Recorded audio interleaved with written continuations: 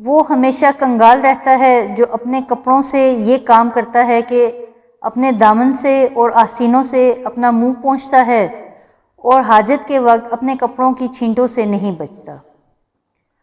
اگر کسی عورت کو اپنانا چاہتے ہو تو ایک لفظ قد شغفہا حبا اپنی ہتھیلی پر لکھ کر سو جائیں، پھر صبح اٹھ کر تماشا دیکھیں۔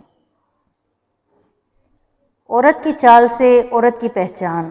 اگر عورت ٹیڑھی چال چل رہی ہے تو وہ لالچی ہوگی، اگر عورت تیز تیز چل رہی ہے تو وہ محنتی ہوگی، اگر عورت ٹھہر ٹھہر کر چل رہی ہے تو وہ پر اخلاص ہوگی۔ ہاتھوں سے عورت کی پہچان۔ جس عورت کے ہاتھ نرم ہوں وہ لاڈلی ہوتی ہے، جس عورت کے ہاتھ سخت ہوں اس نے بڑے دکھ دیکھے ہوتے ہیں، جس عورت کے ناخن جلدی بڑے ہو جائیں وہ زیادہ سوچتی ہے۔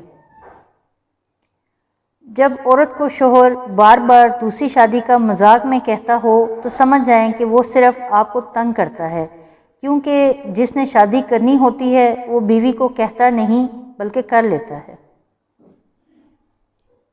رشتے اور تعلق نبھانا ایک فن ہے جس کے لیے دولت کی ضرورت نہیں ہوتی، محض احساس کی ضرورت ہوتی ہے۔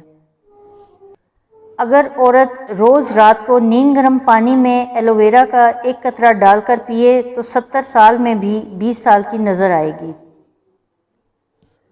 اگر تم چاہتی ہو کہ تمہاری زندگی ہمیشہ اچھی ہی گزرے تو روزانہ صدقہ کرتی رہا کرو۔ روح نکلنے کی ابتدا پاؤں سے ہوتی ہے تاکہ انسان بھاگ نہ سکے، روح نکلنے کی انتہا آنکھوں سے ہوتی ہے تاکہ انسان اپنی بے بسی دیکھ سکے۔ ہم عورت اسی کو سمجھتے ہیں جو ہمارے گھر کی ہو، باقی ہمارے لیے کوئی عورت نہیں ہوتی، بس گوشت کی دکان ہوتی ہے اور ہم اس دکان کے باہر کھڑے کتوں کی طرح ہوتے ہیں جن کی ہوس زدہ نظر ہمیشہ گوشت پر ٹکی ہوتی ہے۔